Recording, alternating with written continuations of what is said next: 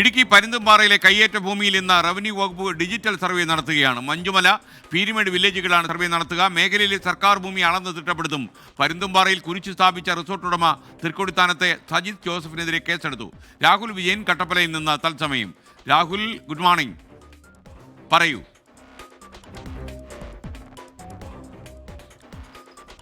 SKN എന്തായാലും ഈ പരുന്തുംപാറയിലെ കയ്യേറ്റവുമായി ബന്ധപ്പെട്ട് റവന്യൂ വകുപ്പ് നടപടി കടുപ്പിക്കുകയാണ് എന്നുള്ളതാണ് ഏറ്റവും പ്രധാനപ്പെട്ട കാര്യം. ആദ്യത്തെ കാര്യം, ഇന്നലെ ഈ കുരിശ് പൊളിച്ചതുമായി ബന്ധപ്പെട്ട്, ഈ കുരിശ് സ്ഥാപിച്ചതുമായി ബന്ധപ്പെട്ട് ഒരു കേസ് എടുത്തിട്ടുണ്ട്. തൃക്കൊടിത്താനം സ്വദേശിയും സജിത്ത് ജോസഫിനെതിരെയാണ് ക്രിമിനൽ കേസ് എടുത്തിരിക്കുന്നത്. കാരണം മറ്റൊന്നുമല്ല, ഈ മേഖലയിൽ നിരോധനാജ്ഞ കഴിഞ്ഞ ദിവസം കളക്ടർ പ്രഖ്യാപിച്ചിരുന്നു. നിർമ്മാണ നിരോധനം ഉൾപ്പെടെ പൂർണ്ണമായിട്ടും നിരോധിച്ചിരുന്ന മേഖലയായിരുന്നു.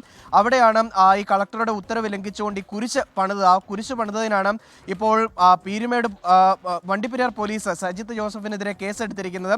പീരുമേട് LR തഹസിൽദാർ നൽകിയ നിർദ്ദേശത്തെ തുടർന്നാണ്, പരാതിയെ തുടർന്നാണ് ഈ നടപടി എന്നുള്ളതാണ് ഏറ്റവും പ്രധാനപ്പെട്ട കാര്യം. ഇനിയും സർവേ നടപടികളും ഇന്ന് തുടങ്ങും എന്നുള്ളതാണ് ഏറ്റവും പ്രധാനപ്പെട്ട കാര്യം. 441 സർവേ നമ്പറിൽപ്പെട്ട സർക്കാർ ഭൂമികൾ അളന്ന് തിട്ടപ്പെടുത്തുക, അതിൻ്റെ രേഖകൾ പരിശോധിക്കുക എന്നുള്ളതാണ് സർവേയുമായി ബന്ധപ്പെട്ടുള്ള ഇന്നത്തെ നടപടിക്രമങ്ങൾ. 3 പ്രത്യേക ടീമിനെ ഇതുമായി ബന്ധപ്പെട്ട് കളക്ടർ നിയോഗിക്കുകയും ചെയ്തിട്ടുണ്ട്. മാത്രമല്ല 15-അംഗ പ്രത്യേക സംഘത്തിൻ്റെ പരിശോധന പരുന്തുംപാറയിലെ കയ്യേറ്റവുമായി ബന്ധപ്പെട്ട് നടക്കുകയും ചെയ്യുന്നുണ്ട്. കളക്ടർ എല്ലാ ദിവസവും ഇത് സംബന്ധിച്ചിട്ടുള്ള റിപ്പോർട്ട് ആവശ്യപ്പെടുന്നുണ്ട് എന്നുള്ളതാണ് ഏറ്റവും പ്രധാനപ്പെട്ട കാര്യം.